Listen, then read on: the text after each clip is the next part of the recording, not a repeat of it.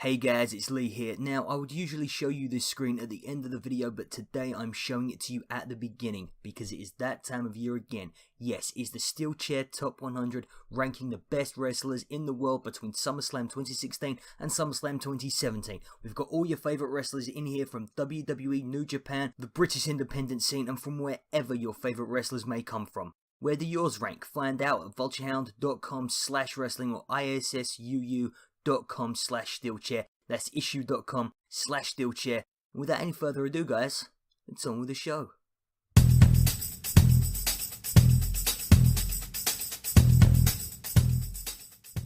Good evening, everyone. It's your man of the hour, the man with the power, the living legend of professional wrestling punditry. Hello, my name is Lee Hazel, and this is the Steel Chair Shoot, where wrestling's best writers fire from the hip and unleash their uncensored opinions upon an unsuspecting world. And this week we've given a live mic to one of our reviews editors, James.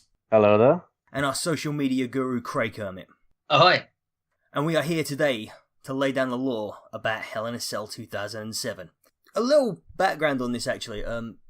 I looked at this card and genuinely thought it was one of the worst cards for a pay-per-view that I had seen in my life, certainly in recent memory. In fact, you would have to go all the way back to the PG era and the Cena's rise to power to show me something that was even less engaging than what I saw yesterday. But bloody hell did these guys deliver. I think, you've already seen social media, you've already seen a lot of people's opinions. I think it's no spoilers to say this is probably the best WWE pay-per-view of the year.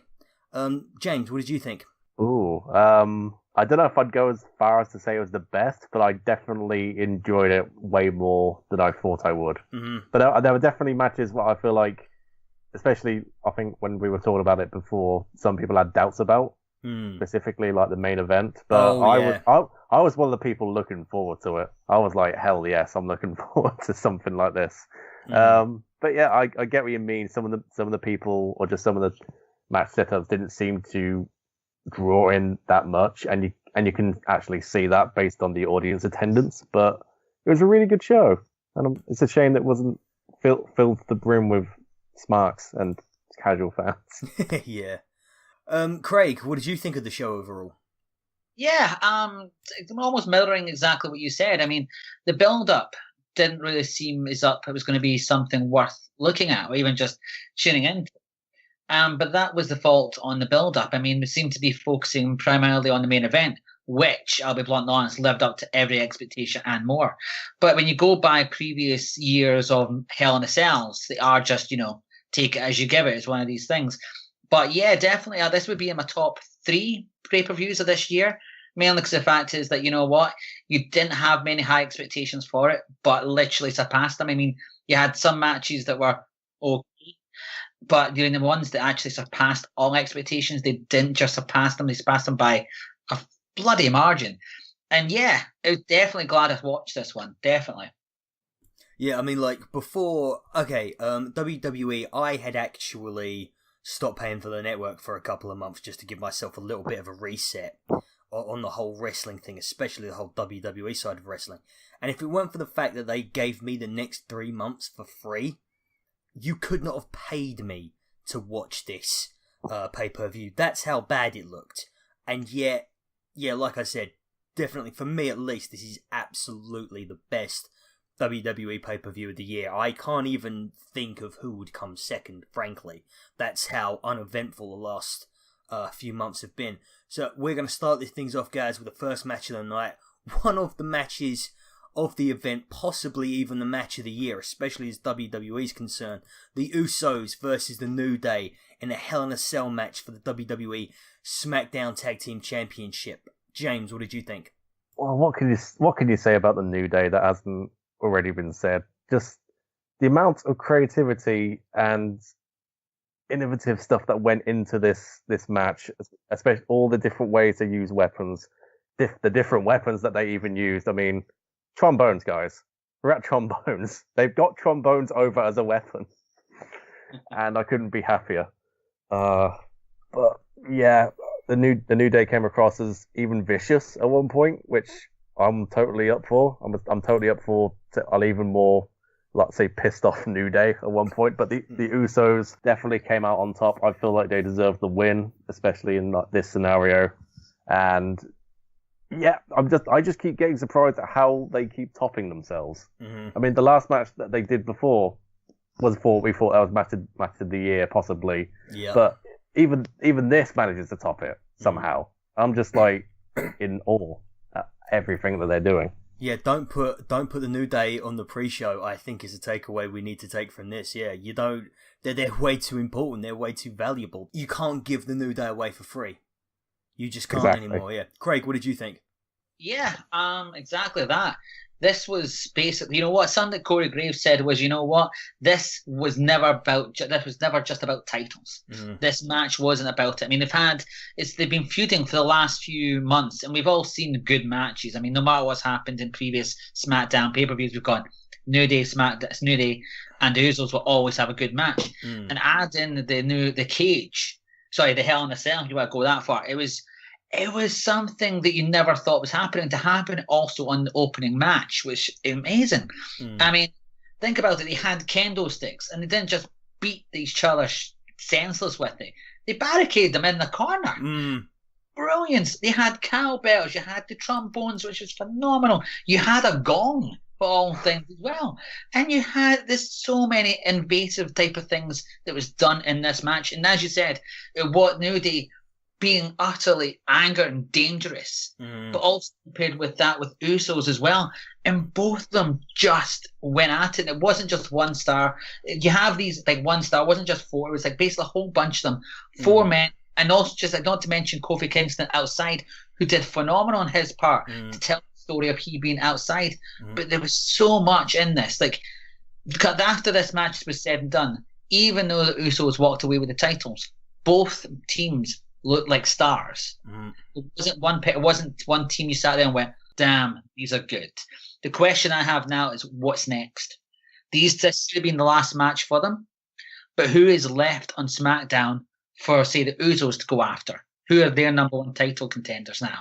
What does the New Day do after this now? So that's the question I would have now for anyone watching SmackDown. What happens next tonight? What happens after that part on Tuesday? That's the next question. Well, I think what happens next for the New Day, and I'm not sure whether or not WWE are ready to give up the cash cow just yet, but personally for me, from the creative standpoint, I think they're at their peak, so this is the point where you start putting tensions in the group, where you start maybe having the group start turning on one another, and so the road to WrestleMania is the feud between the New Day fighting it out. So you've got something between Xavier and Kofi, for example, at the Royal Rumble, Big E versus somebody at the pay-per-view in between the Royal Rumble and WrestleMania, and then at WrestleMania you have the 3-way. And whereas the Usos concerned, I think their natural progression probably going to Chad Gable and Shelton Benjamin. But okay, getting back to the match itself, what a way to open up Hell in a Cell 2017. That was an absolutely phenomenal match. At first, I actually thought that having Kofi Kingston be the outside participant was a mistake, because I thought, wow, imagine the verticality that Kofi Kingston can get inside a Hell in a Cell. That would be amazing. But 3 minutes in to that match, I had completely forgotten that I was of that opinion, because what was going on was just so epic. It was an emotional roller coaster as well. You had the highs of the the comedy, the New Day comedy bits of the New Day bringing out all of the band, the entire brass section and beating the Usos over the head with it. And then you've got just from there, just some really uncomfortable spots where Big E dives and almost breaks his neck. Xavier Woods takes as many canes as someone receiving discipline. It was just beautiful, brutal, at times funny when the New Day need to be funny, and then the jokes stopped, the serious match came on. And one thing that these guys do really well, and better than anybody on the roster, I think, is a sense of desperation. We've seen it in the last few matches that they've had. We've seen it on a SmackDown match that they had. We've seen it in the last pay-per-view at SummerSlam. These guys, when they get into the final stretch of the matches, really feel like they are giving it their all. They are trying as hard as they can to win. and it's only the team that goes the extra mile and says, right, we're digging our claws in, we are going there, and we're going to outlast our opponents. And that's, been absolute joy to watch. One of the best feuds of the year. Yeah, an absolute barnstormer of an opening match. Okay, cool. Moving on, we have Randy Orton versus Rusev. Craig, what did you think of this one? That's exactly what it was. Yeah, I'll be bluntly honest. Yeah, I mean, it was done by the numbers, wasn't it? There's not much you can say about it apart from, it happened. It was, we knew it wasn't going to be Rusev Day forever. We knew that. But, there's only one way to describe it was just, let's get Orton back and get him a win. That was it. He had the win. He had the win at SummerSlam. He won in 9 seconds. Yeah. Ridiculously, yeah. Dude, if you had to deal with the House of Horrors, you would take as much as you could get. Yeah, if you had the year that Orton's had, anything at all, man, you got beat by gender. This was a match that pretty much did nothing for anyone. And I'm one of these people with a solid belief that if you have a match on a pay-per-view, it should lead to something or it should build on something. And this match did nothing for anyone. And I don't know who Rusev is pissed off in the back. I don't know who he's really annoyed that he continues to get this treatment. I mean, I'll be bluntly honest, it's literally like when you actually watch the match, you just saw how good Rusev is in the sense of where, even though he's in a match where he's not going to win, the crowd knew he wasn't going to win. You can tell that from the people walking away, going to the toilet, getting snacks. And the thing is, he is money. And to me, it's really bizarre if you've got someone who is people will shell out merch for and just by themselves. That's him just doing himself just now. And is it the guy who's sitting there? And during this match, this is the thing I was thinking about. Is it the fact is that, what he's not? He was pretty much the character, the heelish gender type character, where he was supposed to come from another country. People were supposed to boo him, get the cheap heat. And then he was supposed to go away again, except he's still around. And he's still around because of what the fans are like. And the fact he does have talent. And my thoughts were, does WWE resent him for actually being that guy to have long maintain his career and progress in the sense of his talent going on? And is this the reason for him now to be this character that, he's faced Cena this year, being that token guy, he's in a flag match. He's now faced Randy Orton again in another match, which we didn't really care about. And it's just one of these things where you have to think what's going on. I mean, I've got notes of here saying the most memorable moment was Rusev Day. Yeah. That is one of my main quotes. And that's not a negative to myself. I mean, he's also basically like Orton flew off the ring apron that Rusev created. You've got, what a great power slam. Don't get me wrong. Orton did a great running power slam on it. It's great that he could do that. But, Orton escaped the accolade and landed with an RKO. It's another Orton match, but it's something where you just sit there and wonder what's next for these two. I mean, I'm one of these people that think, okay, if they've had a crap match now, where's the storyline or logic going to now? You can tell that by who I am. But in this match, I can't see any logic or rhyme or reason for them to be put in this match, even going by the storyline, inverted commas, idea, but just other than to go with, let's get Orton a win for the end of this year. Let's get another one in by the expense of Rusev. And you know what? If you weren't going to the toilet after the match that you had with the New Day, let's be in the match to do it. Not a problem. Remember when Orton was the legend killer? I remember that. I remember that, yeah. Well, he's sort of like, between this and Bray Wyatt, he's sort of become the new prospect killer. Like, two guys who should be making, like, tons of money for the company are now being relegated to jobbing to the stars. And it's just, these guys could be so much more, and you are diminishing their stock day after day, week after week, and you are hurting any chance they have of making money in the future. And yeah, like, I actually really enjoyed this match, I have to say, apart from the ending. Because, it's 2017, Randy Orton is fucking irrelevant by this point, Push the new guy. Push the guy who's going to do your money. I still thought it was a great match. I still thought, this is the best Randy Orton match I think I've seen all year. Like, this was miles ahead of anything he did with Bray Wyatt. Miles ahead of anything he did with Jinder Mahal, and you've got to think that the reason is because he's up against a guy like Rusev, who, you know, isn't burdened with a creepy gimmick. He isn't burdened with poor wrestling ability like Jinder Mahal proved he had today. But it's just that ending. Why did they push Randy Orton, James? What do you think?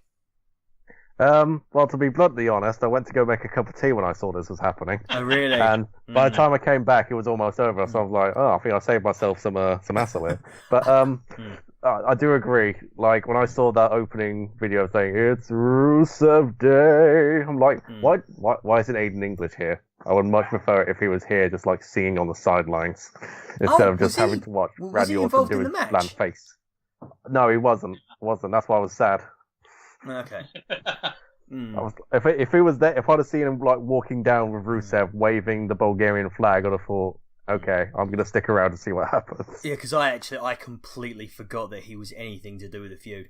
He's just I've not been watching SmackDown as closely as I should be, but from that video thing they showed before the match, and him just like him being presented with the key to Bulgaria, the city of Bulgaria, yep. and then having him saying it's Rusev Day, he should have been there. Come on, guys, he should have been there.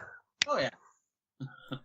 Yeah, I mean, to be fair, like, you've actually jogged my memory. I remember sitting down, seeing the promo package for this match and thinking, oh yeah, I forgot those two had a match tonight.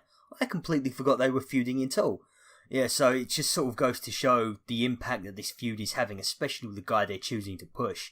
I mean, hopefully this goes to... What's the next pay-per-view? We've got... Raw is doing TLC. Does anybody know what SmackDown's doing afterwards?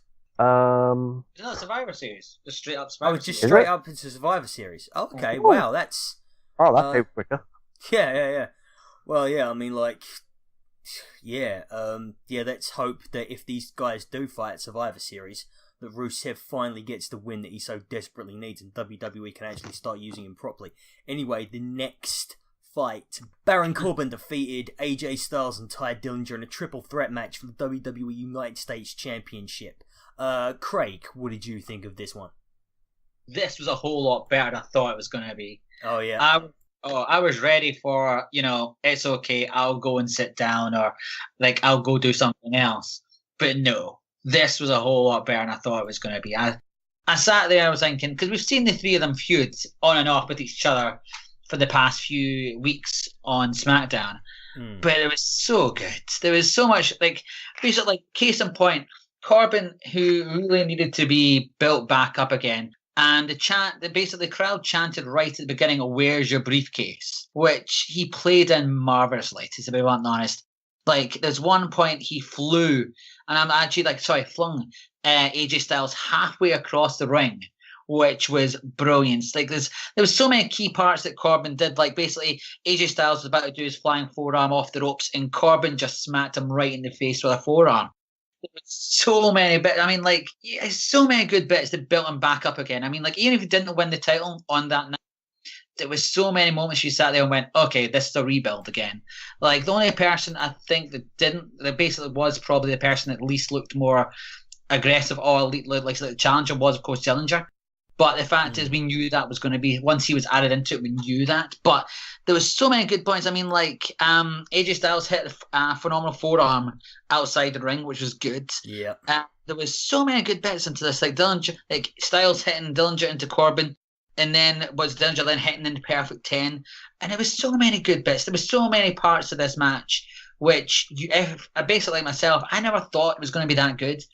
But there was so many bits that each one excelled in a part, and it made it perfect for Corbin to win, so that way Styles could get away, basically turn around and go, yeah, you've won the title but you haven't pinned me, type thing. Which it was good in that sense. And on that night, I didn't think Corbin was going to win it. I thought they were going to look strong and rebuild, as I've said, but him getting the title, that's something a whole lot better. That's a whole lot better than I thought it was going to be. That's long-term planning. Like, instead of doing it, you've got the briefcase and then you're going to go straight onto the main title. I like the fact he's now got the US title, where he's now holding a mid-card title, if you want to call it that. So that way, maybe in a few years' time, then he can move on to the main title, which is long-term planning, which I like. Yeah. Cool. James, what did you think? Just tell him to stay off social media. Yeah, I always have to remind myself whenever I go into these sort of matches, especially when AJ Styles is involved, because this is the guy that still managed to get James Ellsworth over at one point. Yep. So of course he's going to be like doing well especially in this sort of scenario. Yeah, I definitely enjoyed it. I think this was possibly again another possible match of the night contender for me, and I was a little bit surprised to see Ty Dillinger in there because I didn't watch the pre-show and it was just like oh hello, Ty Dillinger's here. I guess they're doing something with him slightly, until they put him back in the broom cupboard where he apparently lies until they need him.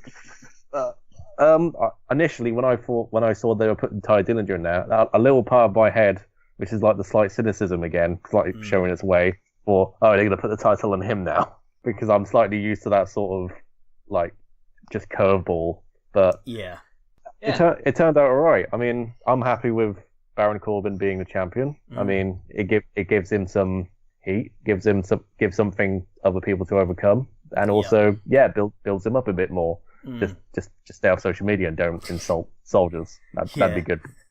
Yeah, I mean, I personally think that Baron Corbin.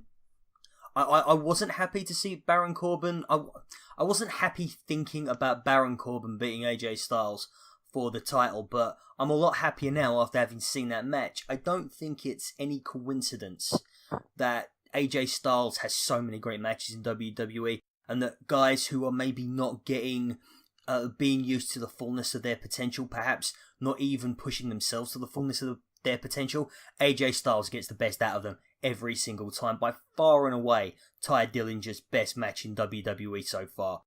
Baron Corbin's one of his absolute best matches in WWE so far, and I think AJ Styles calling the match, choreographing a match, and just bringing out the things that these guys need to bring out each and every single week, and AJ Styles helps them do it. Ty Dillinger especially, I think his stock has skyrocketed after this match, really showing he can hold his own with two upper card guys, especially like bigger guys, because Ty Dillinger is he's not the biggest guy, but yeah, just a fantastically well choreographed match, so many great sequences, so many good spots, and yeah, if it wasn't for another match, I think it would be a match of the year candidate. If it wasn't for another match, I thought this one would have been match of the night. Anyway, right. Charlotte Flair defeated Natalya, but only by disqualification when fighting over the WWE SmackDown Women's Championship. James, what did you think about this one? I was really excited for this one, especially since you, Lee, building it up for me in my head. Well, I do. I always say that Charlotte Flair versus Natalya at NXT Arrival is the best women's match in WWE history. I say that all the time. And I was expecting good stuff, and I did get good stuff. I was happy with what I saw, and these people, they're just... I don't normally say fight forever, but that's what it felt like in my head at one point. It's just like I could watch these women fight forever because it was just so good. And I'm still sad that Charlotte hasn't become SmackDown Women's Champion. I think we're getting closer. I think they're gonna hold that off for a. I'm not even sure they're gonna do it at Survivor Series. I think they might pop this one off at either Rumble or Mania, because there's this. Sorry, I would think Mania. Going the last time. The only reason I'm not thinking that Mania, because I think they might do a all-female Royal Rumble this year at the Royal Rumble, but it's going to be for a championship rather than an opportunity at a championship. That could work. Yeah. That could work. Craig, what do you think? I was going to say, we've still got Carmella holding the Money in the Bank. Yeah. No one's asking where her briefcase is. Yeah. Well, I think, that's actually the reason why. What I should have said when I said they're not going to put it around Charlotte's waist at Survivor Series is that they're going to give it to her for about 5 seconds, then Carmella's going to come along and take it away from her, and then Charlotte's going to get her real coronation later down the line at either Royal Rumble or at WrestleMania.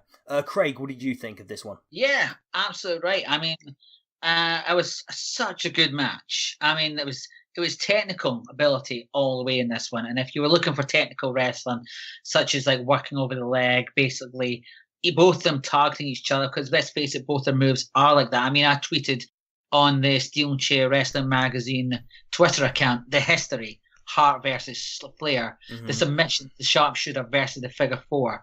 This is exactly what it should be. I mean, you've got two basically household names in wrestling colliding in this one. It was, you know what, it lived up to everything. Admittedly, the DQ finish where Natalya just basically just went for it with a chair and just attacked, brutalized the leg of Charlotte. The good thing about it, though, was it encouraged sympathy for Charlotte, because no matter what you look at it in her career previously, she doesn't always garnish a lot of sympathy from the fans. Like, she's not that, even when she's been a babyface in that sense, if you want to use that term, she's not been that type of person that, you know, when people go, oh my God, she must, like, you just always go that she knows what she's doing. She has that technical ability. And it was something that even when she did the moonsault from the top turnbuckle onto the actual floor, and you saw that she injured her leg again, you could see fans wincing in their face going, oh my God, I know she did it, but did she need to do it? And the commentators did a great job of basically pushing the story across. And it was really good. There was so much of this match that was really good.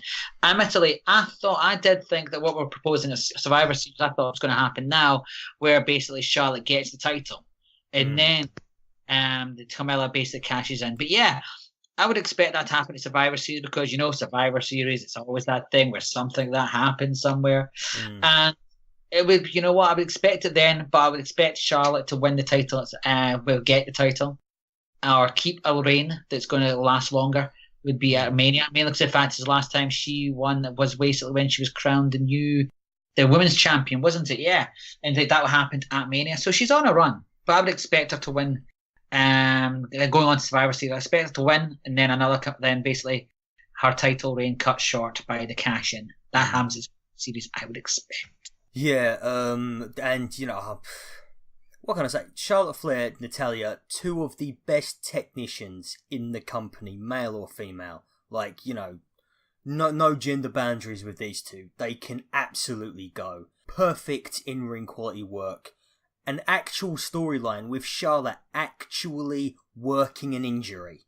Like, legitimately playing up to the injury. It's stopping her from doing certain moves, doing certain pieces of offense. She makes it look like it hurts like hell when she needs to. Just fantastic quality wrestling, quality storytelling from two of the best wrestlers in the world. Once again, so far, we are 4 for 4. I have liked every single match this night. Even Randy Orton versus Rusev, even though I don't agree with who won, I still thought it was a really good match.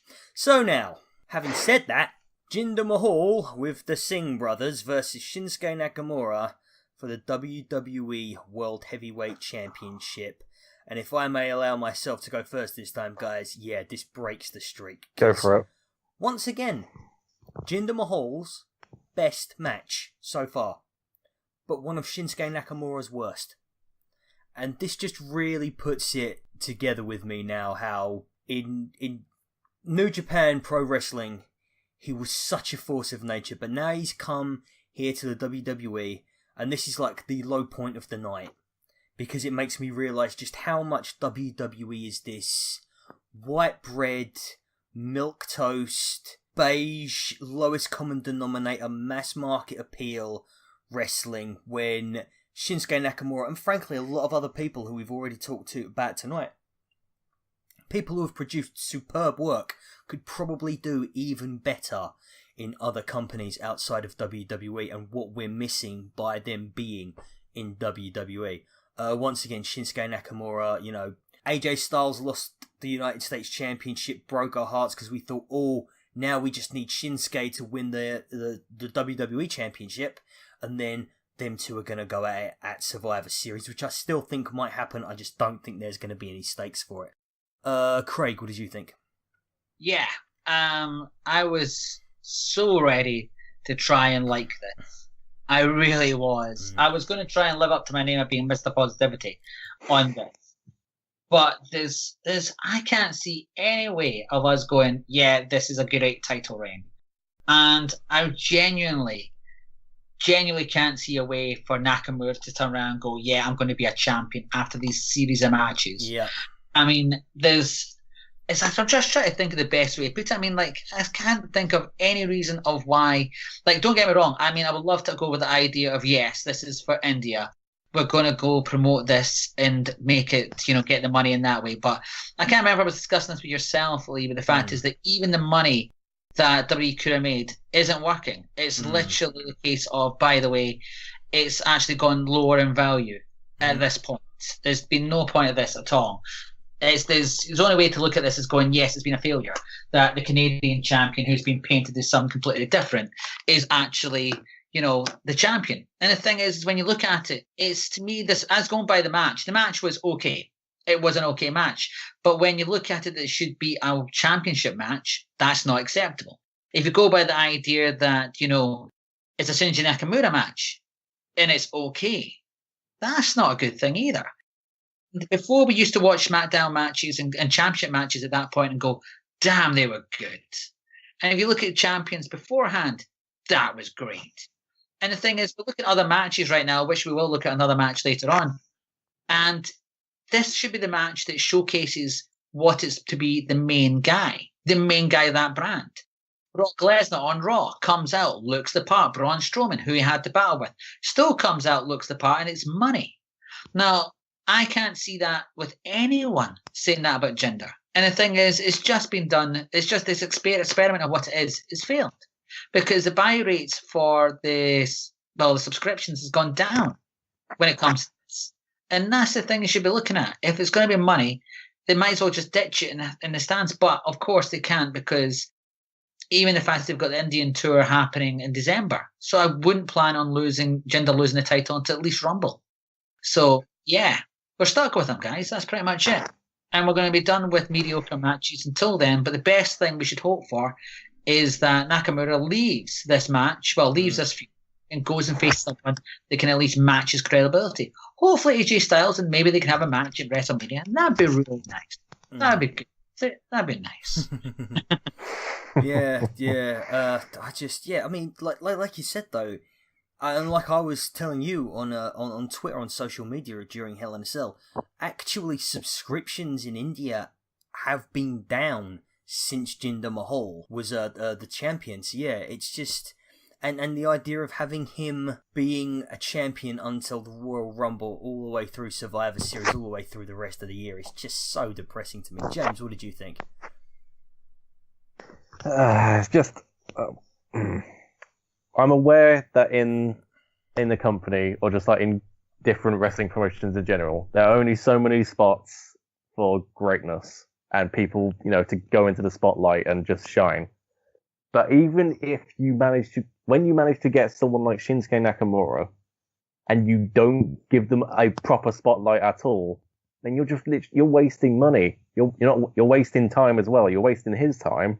You're wasting our time, and you're wasting your own time, because there's so much possibility and so many opportunities you can give him and us and you, but you're just in this stubborn and failing tactic of trying to win over a different country. But like you said, Craig, it's not working. And yeah, now I'm literally, whenever I see a Jinder Mahal match now, I'm just like, okay, all right, that's a thing that's happening now. And I'm just keep remembering times of, like, this is the WWE Championship in the mid card, in the middle of the pay-per-view. And I swear that they've got to make room for Bobby Roode and Dolph Ziggler, James, don't they? Oh, don't get me started on that match, because I have nice things to say about this. But it's just this is the big brand championship. Literally, your name is on the championship, and it's in the mid card. And you're just not doing anything with it. Or if you are, you're not doing anything well with it. And it's just especially the build-up to this match, which was bullshit, by the way. This was an entire amount of crap that they had to do, where it was like, I don't know if anyone else has seen this, where they were having Jinder Mahal make fun of Shinsuke's face in different pictures, and even going so far, well, okay, slightly into racial undertones, which I was okay. If you're trying to win over an Indian market, why not try not being racist? If you're trying to win over someone as, hey, support this guy, and it's like, what, who do? Oh yeah, because I remember the last time I wanted to go support someone, I felt if I wanted someone racist as a champion, I'd vote for Piers Morgan. But, yeah, this was bullshit. Yeah, the build up was particularly bad with this match, and it just had nobody excited. Nobody excited for a Shinsuke Nakamura match is a damning indictment of WWE's creative capabilities at the moment. Okay, guys. So anyway, next one, and I gotta admit, just like James did with Rusev and Randy Orton, this was my go drain the snake and make myself another drink match. So I don't really remember an awful lot about it, except I saw the back half and thought, actually, this was okay. I mean, maybe if it had been properly bad, I would have had stuff to say about it. I would have remembered it, but no, I just remember thinking, okay, Bobby Roode's doing quite well in a WWE environment. That's nice. Dolph Ziggler, once again, looks a lot better than he's being booked. But yeah, let's go with Craig on this one. Yeah, again, it was one of these matches where it happened. There you go, that was it. But you know what? It was an okay match. It was as quick as it began, as quickly as it ended. The main thing I did like was Dolph Ziggler not coming out to any music or an entrance. I did like that, just because the fact is he spent this entire this next stage of his career mocking entrances. Don't get me wrong, the whole entire idea of this feud being all about entrances, no. But yeah, I did like I liked the fact is that it's going to be another match continuing. I would like them. If this is just the start of them feuding, okay, I can live with this. It was something in between two matches to build up to the main event. Okay, but you'd expect more from something from when it's Bobby Roode's is it his first pay-per-view event, I think, on the main yes, it was. I would expect more. And basically, I think what was the most entertaining fact about this, because I was doing the Twitter account for it, was other people's comments, where when Dolph Ziggler came out is when your 2K218 screen glitches and no music plays. I like that. But the thing that really got me was that Bobby Roode had to hold the tights to beat Ziggler, which, is it's exactly what it is. It's a dastardly move, but it shows you that, in one way, in retrospect, it shows that Bobby Roode isn't your typical good guy. But it say the fact is that, what, we are going to see them wrestle again, because obviously Ziggler's going to turn around and go, you needed to hold my tights to beat me. You know what? If this is one of them that keeps going until we're ready to do something more with Roode, okay. But for the night, for Bate to make that impression or to make that impact, I'd like to see more. I would like to see a bit longer as well. James, what did you think? I was one of the few people that liked this match a bit. I mean, obviously, I wasn't liking it as much as the other matches, but I did enjoy my time with it. I definitely agree that the Dolph Ziggler's entrance was brilliant. I thought that was quite clever, and I enjoyed that. I do like Bobby Roode as a face. I do think that can go over quite well, because I've seen him as a heel. I know how much of a dick he can be as a heel, so I'll be interested to see how he does more of a face move. Again, with the ending itself being pulled over by the tights, I wasn't really a big of a fan of that for two reasons. One, again, because it did kind of seem more heelish thing to do, but also because I got way too close to seeing their asses. Way too close. And also, I mean, if you're too close to know, I mean, you are too close if you could tell one of them needs a tan. That's all I'm saying. Dolph needs a tan, by the way. Nice. Okay, guys. Yeah, let's. Okay, so we'll just do a little short one on that, because let's face it. I mean, I think the real reason why I don't remember anything about this match is because, quite frankly, the thing that came after it, Kevin Owens defeated Shane McMahon in a Falls Count Anywhere Hell in a Cell match. Yeah. Oh my James, god. James, go for it, mate. Go for it. Oh my god. Jesus, those guys, they should have stopped them from killing themselves. That's all I was thinking, like, no, don't do it, you're gonna die. Like, just the way it paced itself, the way it just, again, not even before they even got into the cage, they were just fighting on the outside. Obviously, Shane McMahon with his totally legit punches. But just building up into, like, the table. Oh my god, the table. When Kevin Owens threw himself off the ring, and just obviously Shane moved out the way, and he just crashed into that table. I was like, shit, he is dead. Because he looked like he landed dead on his neck, and I was like, oh my god. But then it just kept getting worse.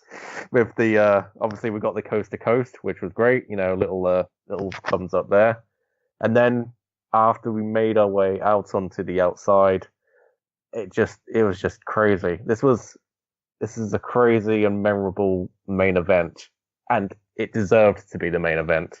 I mean, again, hell yeah. You can say what you want about the WWE Championship being the main event, but this deserved it. This was the pinnacle of a feud that had been slowly, but maybe not, purposely built for a while now, and it paid off in such a huge way. And I couldn't be. Oh no! And the final twisting knife in the stomach with the heel turn of the century. Oh my made God. it the most possibly the best pay-per-view of this year. Craig, go for it, mate. Yeah, the one word I could have up about this match, everyone was anxious. Anxiety was flowing through everyone the moment they decided to go on top of that cage. And it was, the thing is, all through, and I don't know why the crowd seemed shocked about the table, to go back to what James was saying. People were turning around going, oh, they're bringing out the table. The fans were chanting out for it all night. Every single match, they practically chanted, we want tables. They gave you tables. And it was immense. I mean, there wasn't one thing this was WWE at its scary best, in the sense of where you wanted action. You want to turn around and go, you know what, we want to stray away from the PG era. You're right, we don't need to give you blood. We're going to make you basically have your arse tensing up the moment they are on top of that cage. You are going to have power bombs, slams, suplexes, and every single time we looked at that, we thought, damn, that cage is going to cave in. And it didn't. And then there was the moment where Owens looked like he was about to throw Shane off, and it looked like he was about to run, and he stopped dead. And you thought, holy shit, these guys are going to die. And then you've got the two of them basically hanging off the side, 10 feet in the air, half off the cage, and Owens comes crashing down. You thought, that's it. That's okay. We're done for tonight. That's, what? Still expectations really high. Done. Superb. And then Shane thought, you know what? I'm going to just jump off the top of the cage. It's his natural instinct. That was it. You know what? What was it? There's a sign that we saw in the screen where I came to see Shane McMahon jump off tall things. Mm-hmm. And absolutely right. There was no doubt about it. He just leapt off the top, boom, crashed down. And then the man who we've been saying fight forever is the guy that pulled him off. Sami Zayn, you absolute. Well, hold on. Let's be blunt. I'm sorry, hero. I thought it was absolute genius. What a good Samaritan. What a guy. He was just wandering past. Yeah. Someone is in trouble. What else would you do? That was it. And you know what? It was, and with having the ingenuity and the brains as well to turn around and go, pin him, get this match done, get this done and dusted. And that was amazing. Every single point of this was built up to be great. We didn't know it was going to be as great as it was, but definitely up there with the top 3 Hell in a Cell matches of all time. And you wouldn't have thought it. You would listen to this, you would not have thought that was happening. But it was so good. And it was excellent. It was, if anyone listening to this is going, oh, I might have to just tune into only one of these matches. Hell yeah. I'm glad I did the same as Lee, which is basically don't have network, and then they gave me the 3 months advance, which I'll have to pay in January. Yeah, absolutely. This was the one match I'm happy to sit there and go, damn, that was good. Can't fault it whatsoever. And I'm looking forward to SmackDown to find out what happens, the fallout from there. And I'm hoping it leads on to Survivor Series, where we'll have Owens' team versus Shane McMahon team, and we'll see where the hell goes there. I would love to see that as well. Yeah, like I said, this match was precisely the reason why I was dreading this event. A McMahon comes in from the cold, puts himself into a main event that is for no belts, gives himself a Hell in a Cell match when there's only one other Hell in a Cell match on the card. I was like, for God's sakes, this is the same old thing of the McMahons pushing themselves over their actual trained wrestlers, over their actual talent. But my God, I still got problems with Shane. I still have problems with Shane. He can't punch for shit. His moves can be on the laboured side, put it that way. And yeah, I don't know why, of all the people on WWE who were trying to make themselves get a memorable moment by jumping off a cell, he's been the only person to be cleared, and he's been cleared to do that twice in the last 3 years. But still, it's...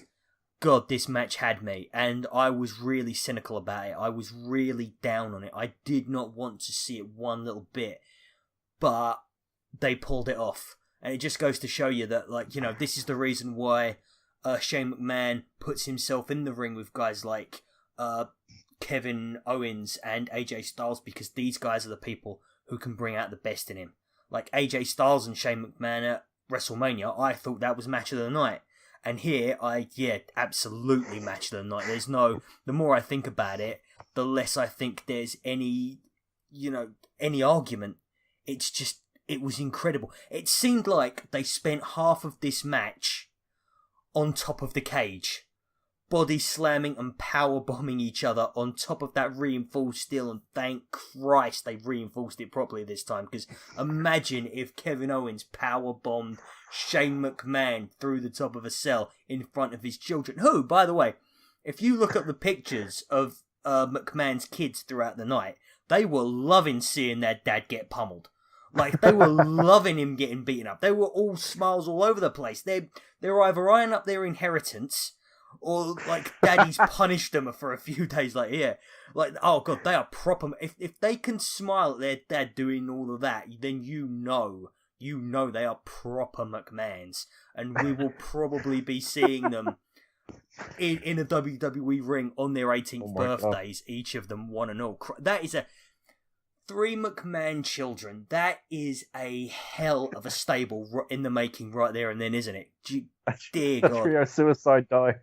Oh my Lord. Just all 3 of them jumping off Hell in a Cell together like it was a pool at summertime. God almighty, yeah. But, and the cherry on top, the pièce de résistance. In from the cold, in from the lost wilderness after wandering around aimlessly for so long. In the main event of a WWE pay-per-view, Sami Zayn makes an appearance. And not only does he make an appearance, he makes a pivotal appearance, putting himself essentially in a program with the McMahons. Finally, Sami Zayn is getting the treatment that all of us have been praying for. The most underutilized, the most underrated wrestler in all of WWE. My favourite wrestler 2015. And just, yeah... Absolutely fantastic night, fantastic match, fantastic main event, fantastic way to end the show. And he seemed to have a new shirt as well. Sorry? And he seemed to have a new shirt as well, like symbolising this. Well, it's definitely a shirt I've not seen before. So I was like, huh. So, sorry, is this Sami Zayn? Yeah, this is Sami Zayn. Okay. He must have gone to the same retailers that the Shield have been going to. He went, I can't wear the clothes that I usually wear. I'm a heel now. I've got to go to the heel shop and buy the heel clothes. I also got to buy some heel bread and heel milk. Okay. Final thoughts, guys? You could go, Craig. Oh, so polite. Such a nice guy. Yeah, it was a really good pay-per-view. I might possibly watch some of these ones over again because, well, I've just found that now. If it's something really good, I want to watch it again and analyze why it's good. Particularly with something like Kevin Owens, I just want to quickly note that when he had his backstage interview before his match, he shunned the interviewer and then just went all out on his own. I just wanted to stand up and clap because I love Kevin Owens. Oh my god, that promo was just brilliant. And yeah, Sami Zayn, what are you gonna do? What are you gonna do when he comes for you? Yeah, absolutely brilliant. I mean, yeah, there was some, as I said earlier, low points. When the great points were there, they were absolutely great. I mean, Owens, again, as we've said, absolutely phenomenal. I mean, the one point that got me is when he's actually beating up his Shane McMahon and he points to his children and go, "I'm your role model now," which was superb. But yeah, basically just going to mirror something here. Basically, we ran a poll on Steel Chair Mag of what you thought about it. The fans, over 150 fans voted in, took part. 55% of them said it was wow. 31% said not bad. 14% said meh. But basically, it was, yeah, I had to choose something. But yeah, basically the wow factor, there's no doubt in my mind that was down from the two cornerstones from each end, well, bookends if you want to call it, thanks Booker T, from either side, was basically New Day match with the Usos, Shane McMahon versus Kevin Owens. There's no doubt in my mind that's what tipped the scales horrendously over for the 55% in that sense. Nice one, guys. Well, there you have it, folks. That was a Steel Chair Shoot. Thank you for listening to all of our ramblings. Please don't forget to like, to subscribe, to share, and to comment if you agree or if you disagree. Check out the mag at issue.com/steelchair. That's issuu.com/steelchair, where you can find all of our back issues. You can catch us all on Twitter at steelchairmag. You can catch James at JamesRT101. You can catch Craig at Craig Hermit. And you can catch me at Fight Like a Cow. Thank you guys, and I'll see you all next time.